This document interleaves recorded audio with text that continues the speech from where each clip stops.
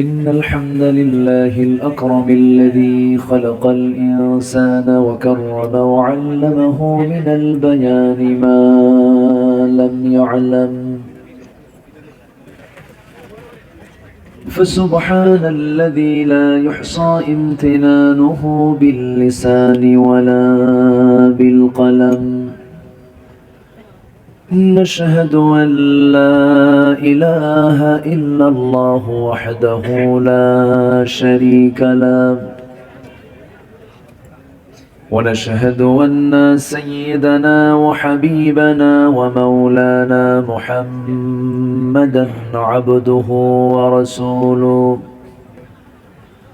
الذي أرسله بالحق بشيرا ونذيرا وداعيا إلى الله بإذنه وسراجا وقمرا منيرا. فقد قال الله تعالى في كلامه المجيد وفرقانه الحميد: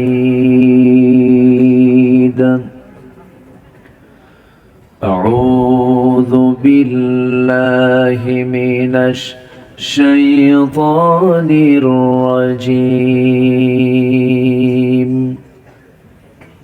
بسم الله الرحمن الرحيم.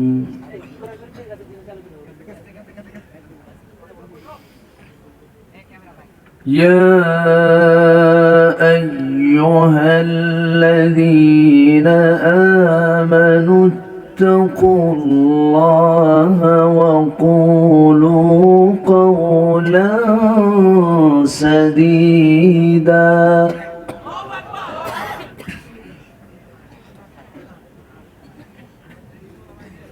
يصلح لكم أعمالكم ويغفر لكم ذنوبكم،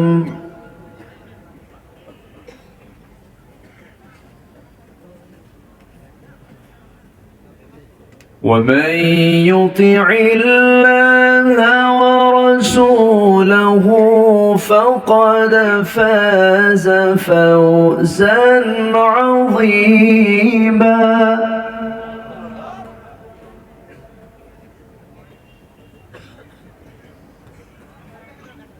إنا عرضنا الأمانة على السماوات والأرض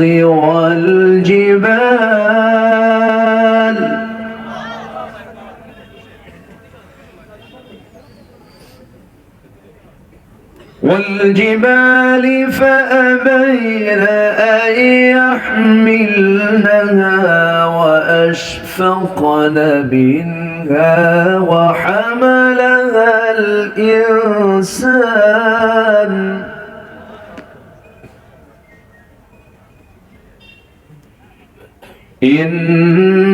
إنه كان ظلوما جهولا.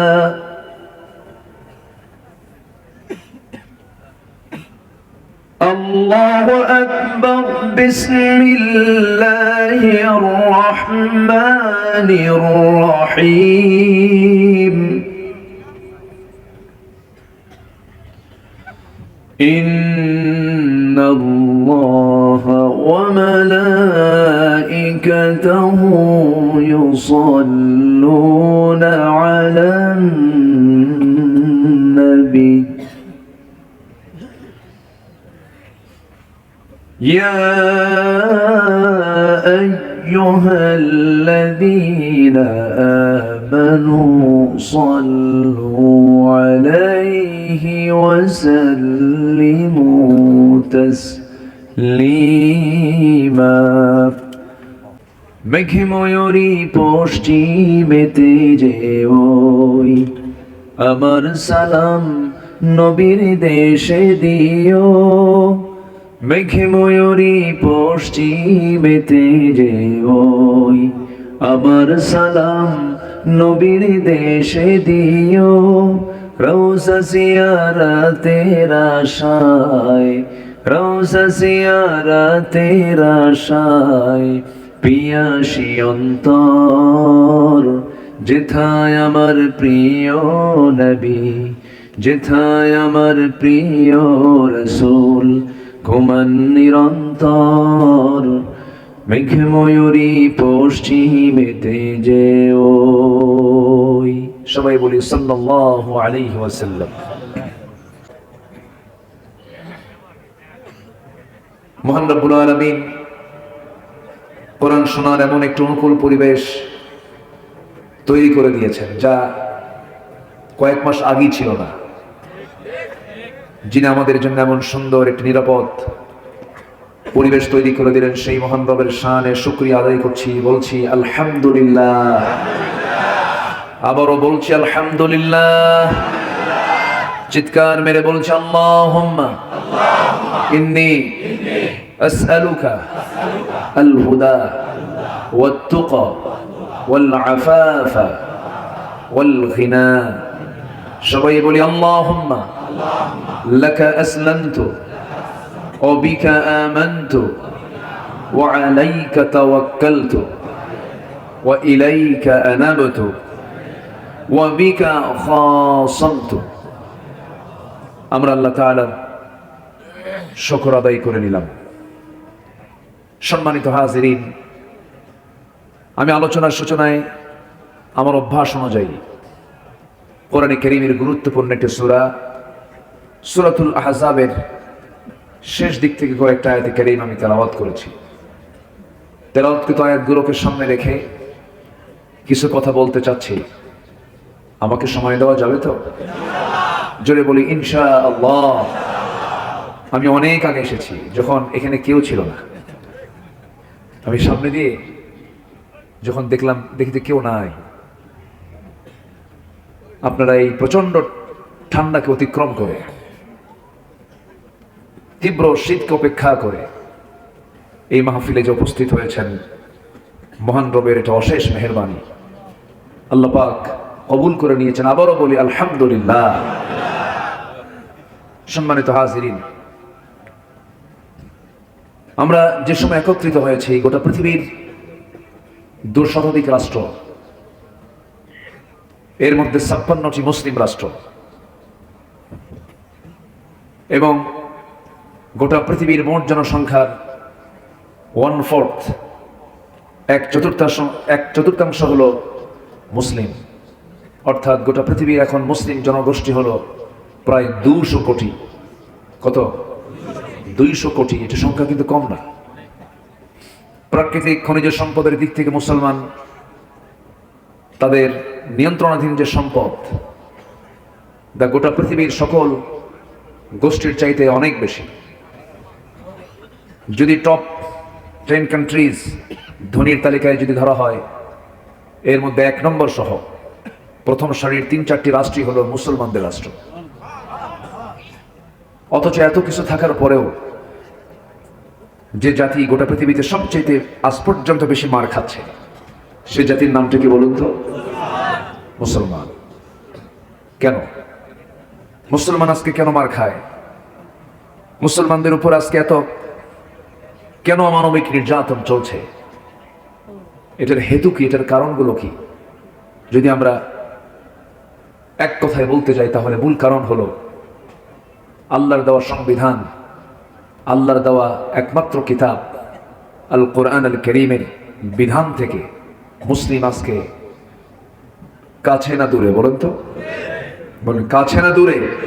শুধু দূরে না, অনেক দূরে, অনেক দূরে। কোরআনকে শুধুমাত্র নাম সর্বস্ব ধর্মীয় কিতাব হিসেবে মানতে চায় অনেকে, বলে যান এটা ধর্মীয় কিতাব, এটা দিয়ে আবার রাষ্ট্র চলবে, এটা আমরা মানি না। আছে কিন্তু, আসতে বলে, আছে কিনা? এবং এটার সংখ্যা কি কম? কমও না। একটা বিশাল সংখ্যক জনগোষ্ঠী, তাদের চিন্তা হলো কোরআন দিয়ে ধর্মের কিছু কাজ চলবে, মসজিদ চলবে, মাদ্রাসা চলবে, দান সদকা চলবে। এটা দিয়ে আবার সচিবালয় চলবে কেন? গণভবন চলবে কেন? ক্যান্টনমেন্ট চলবে কেন? আদালত চলবে কেন? তাদের কাছে এটা অপছন্দনীয় এবং তারা এটা বিশ্বাস করতেও চায় না। কিন্তু আসলে কি কোরআন গতানুগতিক অন্য ধর্মের মতো শুধু ধর্মীয় কিতাব না, শুধু 300 থেকে 350 আয়াত আছে শুধু ফিজিক্স কেমিস্ট্রির উপরে, সায়েন্সের উপরে। আল্লাহু আকবার বলবেন না? আপনি কি চান? আপনি চিকিৎসক, চিকিৎসা নেবেন, পাবেন। ইঞ্জিনিয়ারিং কোন তথ্য নেবেন, পাবেন। গবেষক গবেষণা পাবেন, সাহিত্যিক সাহিত্য পাবেন, রাজনীতিবিদ রাজনীতি পাবেন, রাষ্ট্রপতি রাষ্ট্র পদ্ধতি পাবেন, আইনজীবী আইন পাবেন, বিচারক বিচার পাবেন, ব্যবসায়ী ব্যবসা পাবেন। এমন কোন দিক এবং বিভাগ নাই যা এর মধ্যে বাদ পড়েছে। তাহলে বলুন তো, এই কিতাব কি শুধু সাধারণ কোন ধর্মের কিতাব? মহাকাশ নিয়ে কথা আছে এই কোরআনে কারীমের ভিতরে, অকল্পনীয়। এটা মানুষের দ্বারা কখনোই সম্ভব নয়। প্রচলিত কি বলে, এই সম্প্রতি সায়েন্স একটা বিষয় প্রমাণ করেছে। এই যে আমরা বসে আছি যে জমিনে, এই জমিন এবং আসমান এর মাঝে যে মহাশূন্য আমরা দেখছি, যার কোনো কুল কিনারা আজ পর্যন্ত মানুষ খুঁজে পায় নাই। এই আসমান এবং জমিন একসময় একসঙ্গে লাগানো ছিল। একসঙ্গে কি লাগানো ছিল? এর মধ্যে কোনো শূন্যতা ছিল, লাগানো ছিল একসঙ্গে। সায়েন্স বলছে প্রচন্ড একটা ধাক্কার মধ্য দিয়ে এই বিশাল আসমান এবং জমিনের এই মহাশূন্যতা মাঝখানে সৃষ্টি হয়েছে। ধাক্কার মধ্য দিয়ে এই মহাশূন্যতা পয়দা হয়েছে। এটাকে বলে বিগ ব্যাং থিওরি। মানে এটা একটা হচ্ছে সায়েন্সের একটা আধুনিক তাদের নাম দেওয়া বিগ ব্যাং থিওরি। যারা গবেষণা করেন তারা এটা শুনে থাকবেন, শুনেছেন। এই বিগ ব্যাং থিওরি সায়েন্স, এই আধুনিক সায়েন্স তারা এটা সম্প্রতি তারা এটা প্রমাণ করেছে, বললো যে এটা এরকম ছিল। কিন্তু আল্লাহ তাআলা আজ থেকে ১৫০০ বছর আগে আমার নবীকে জানিয়ে দিলেন। কিভাবে জানিয়ে দিলেন দেখেন, যারা অর্থ বুঝবেন তারা একদম ক্লিয়ার হয়ে যাবেন। আল্লাহ রাব্বুল আলামিন বলেন, আওয়ালাম ইয়ারাল্লাযীনা কাফারু আন্নাস সামাওয়াতি ওয়াল আরদা কানাতা রাতকান ফাফাতাকনাহুমা وجعلنا من الماء كل شيء حي জোরে বলুন আল্লাহু আকবার। ওই কাফেররা কি তাকায় না, নজর দেয় না? নিঃসন্দেহে আসমান এবং জমিন এক সময় লাগানো ছিল, এক জায়গায় ছিল, কিন্তু সময়ের পরিক্রমায় এক পর্যায়ে মহা ধাক্কার মধ্য দিয়ে বিশাল মহাশূন্যের পয়দা হয়েছে। আমার বন্ধুগণ, আধুনিক সায়েন্স, আধুনিক বিজ্ঞান এটা হালে প্রমাণ করেছে। আর আমার নবীকে আল্লাহ তাআলা ১৫০০ বছর আগে বিশ্ব নবীর মাধ্যমে গোটা বিশ্ববাসীকে আমার আল্লাহ তাআলা জানায়া দিয়েছে। জোরে বলি সুবহানাল্লাহ। তাহলে একজন ব্যক্তির দ্বারা কি এই কোরআন রচনা করা সম্ভব? বলেন তো, কি তথ্যগুলো আল্লাহ পাক এই কিতাবের মধ্যে দিয়ে দিয়েছেন বহু আগে। এখন বলুন, বিজ্ঞান কোরআন থেকে, বিজ্ঞান কি প্রমাণ করেছে না কোরআন থেকে ধার করেছে? কোরআন থেকে ধার করেছে। যেখানে সকল জ্ঞান শেষ, সেখানে কোরআনের জ্ঞান শুরু। পৃথিবীর কোন জ্ঞান যেখানে আর কুলাচ্ছে না, তখন আসতে হবে কোন কিতাবের দিকে? কোরআনের দিকে। এটা দরিয়া। সায়েন্স ভুল করবে, বিজ্ঞান ভুল করবে, পৃথিবীর তথ্য পরিবর্তন হবে, চেঞ্জ হবে, ভুল হবে। কিয়ামত পর্যন্ত কোরআনে কারীমের ভুল প্রমাণ করার কোনো সাহস কেউ পাবে না। এত বড় একটি মজবুত কিতাব থাকার পরেও আজকে মুসলমান হয়ে পুঁজিবাদকে রিসিভ করে, সেকুলারকে রিসিভ করে, ন্যাশনালিজমকে রিসিভ করে, সোশ্যালিজমকে রিসিভ করে, গ্রহণ করে নেয়। মুসলমান তো পৃথিবীর তৈরি করা আইনকে বিশ্বাস করতে পারে না। যদি বিশ্বাস করে, তার ঈমান আছে না গেছে? তার ঈমান আছে না গিয়েছে? তার ঈমান আর থাকবে না। সম্মানিত ভাইয়েরা, বহু কথা আছে, আস্তে আস্তে করে বলি। আমাকে সময় দিচ্ছেন তো নাকি? উঠতে একটু দেরি করে ফেলেছেন। একটু আগে ভাগে উঠলে বলতেও সুবিধা হয়, শুনতেও সুবিধা হয়, কিন্তু পারি না, জানেন। আমি বলিও না কিছু। আমাদের দেশের প্রায় 99% মাহফিলের এই প্রবলেম। লেখা থাকে আমাদের নামটা প্রধান বক্তা, কিন্তু মঞ্চ উঠায় দেয়, একদম হয়ে যায় শেষ বক্তা। তখন সব চাপ একসাথে, নিম্ন চাপ, বুঝতেছেন তো, ঊর্ধ্ব চাপ, বিড়ি খাওয়া চাপ, বাড়িতে যাওয়ার চাপ, ঘুমের চাপ, সব চাপে আমরা হয়ে যাই মহাচাপে পড়ে যাই। তো যাই হোক, বসেছি, কিছু কথা তো বলতেই হবে, আমরা শুনবো, জোরে বলি ইনশাআল্লাহ। দেখুন, আজকে থানায় আর যাওয়া লাগে না, আর যাওয়া লাগে, যাওয়া লাগে না। আল্লাহ তাআলা কি সুন্দর একটা ব্যবস্থা করে দিয়েছে, কোন গোয়েন্দা সংস্থাও টের পায় নাই কি হয়ে যাচ্ছে। সকল মানে তথ্য আদান প্রদানের পূর্বেই আল্লাহ তাআলা একটা তথ্য দিয়ে দিয়েছেন। আল্লাহু আকবার বলুন। কেউ চিন্তাই করতে পারে না, আধুনিক দুনিয়ার বড় বড় গোয়েন্দা সংস্থা পর্যন্ত এটা বের করতে পারে না যেটা কেমনে কি হয়ে গেল। ঠিক কিনা বলেন?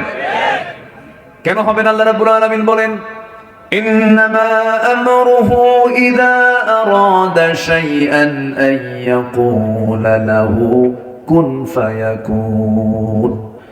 আমার আল্লাহ যখন কোনো কাজের সিদ্ধান্ত নিয়ে নেন, শুধু তিনি মুখ থেকে বলেন কুন হয়ে যাও, সঙ্গে সঙ্গে তা হয়ে যায়। জোরে বলি সুবহানাল্লাহ।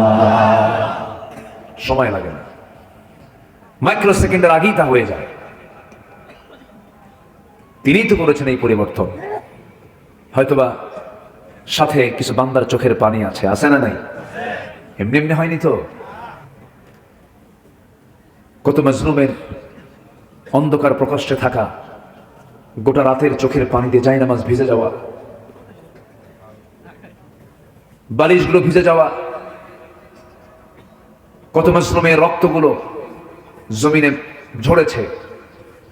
অনেক কিছুর অবদান, অনেক কিছুর ত্যাগের বিনিময়ে তো আল্লাহ তাআলা এটা পরিবর্তন এনে দেন। সম্মানিত ভাইয়েরা, এখন এই পরিবর্তন যে এসেছে, এখন আমাদের কিছু করণীয়, যারা মুসলমান তাদের আছে না নাই বলেন তো? আসতে বলবেন না, আছে না নাই? যারা জুলুম করেছেন আমরা তাদের জন্য দোয়া করি, আল্লাহ তুমি তাদেরকে জালিম থেকে, জুলুমের পথ থেকে তাদেরকে তওবা করে ঈমানের পথে ফিরে আসার তৌফিক দিয়ে দাও। আমরা প্রতিশোধ পরায়ণ নই, রাসূল আমাদেরকে তা শেখান নাই। আমরা প্রতিশোধ নিতে চাই না, আমরা ক্ষমা করতে জানি। প্রতিশোধের মজা হলো কিছুক্ষণ, আর ক্ষমা করে দেওয়ার মজা হলো সারা জীবন। ঠিক কিনা বলেন? আপনি কাউকে ক্ষমা করবেন, সারা জীবন আপনি আনন্দ পাবেন, তৃপ্তি পাবেন, আমি তাকে ক্ষমা করে দিয়েছি। কিন্তু আপনি অ্যাকশন নিলেন, প্রতিশোধ নিলেন, কিছুক্ষণ আপনি তৃপ্তি পাবেন, এরপর আপনি নিজেও মজা পাবেন না। এই জন্য রাসূল ক্ষমা করতে শিখেছেন, আমরা ক্ষমা করতে জানি। কিন্তু ওরা যা করেছে, ওরা যে আচরণগুলো করেছে, এই গ্রামের আমি এসেছি, তথ্য নিয়েছি, একজন ভাইকে বিয়ের অনুষ্ঠান থেকে, খাবারের দোয়া অনুষ্ঠান থেকে খাবার প্লেট খাচ্ছিলেন, সেখান থেকে তুলে নিয়ে গিয়ে সন্ত্রাসী কায়দায় গুলি করে তাকে হত্যা করা হয়েছে। তবে যারা খুনি, তাদের ক্ষমা আল্লাহর কাছেও নাই, আমাদের কাছেও নাই। আসতে বলবেন না, জোরে বলুন ঠিক কিনা? তাদের কোনো ক্ষমা নাই। আপনি কি জানেন? আল্লাহু আকবার। একটা মুমিনকে হত্যা করা মানে ফাকাতালান নাস জামিআ। আমার ডান পাশে যিনি বসে আছেন, চিনেন তো নাকি? আল্লাহু আকবার। উনি ওনার ছাত্র জীবন শেষ করে ওনার শিক্ষকতার জীবনে এসে উনি 30 পারা কোরআন মুখস্থ করেছেন। ভাবতেছেন আমি চিনি না? ভালোভাবে চিনি। উল্লাপাড়াতে অনেক আগে এসেছি, তো আসি, উল্লাপাড়ার মাটি মানুষকে চিনি। এই যে আমার আলাউদ্দিন ভাই বসে আছেন, আজকে আমাদের জাতীয় নেতা, ইসলামী ব্যক্তিত্ব, কত বড় মাপের যে তিনি একজন ব্যক্তি, মাওলানা রফিকুল ইসলাম খান হাফিজাহুল্লাহ। তিনি দেশের বাইরে সফরে ছিলেন, তার নামে মামলা ছিল বেশি না, মাত্র 250টা। কয়টা বলেন তো? এটা আমার সালাম জানাবেন যে, হ্যাঁ একটু বলবেন যে তার জন্য আমরা দোয়া করি। চিন্তা করেন, একটা মানুষের নামে যদি 250 মামলা থাকে, সে করবে ঠিকই বলে। মানুষ কি এত এত হিংস্র হয়, আর এত হিংসুক হয়? আর একটা মানুষ কি এতগুলো কাজ করতে পারে? 250 মামলা। যা শয়তান কয়, আমি এত বড় শয়তান না। যাই হোক, আমরা একটা পরিবর্তন পেয়েছি, আমরা এটাকে কাজে লাগাবো। জোরে বলি ইনশাআল্লাহ। আল্লাহ সুযোগ দেন না? সুযোগ দিয়েছেন, আমরা এটাকে কি করব? কাজে লাগাবো। কি দিয়ে বলেন তো? কি দিয়ে কাজে লাগাবো? কোরআন দিয়ে। জোরে বলি ইনশাআল্লাহ।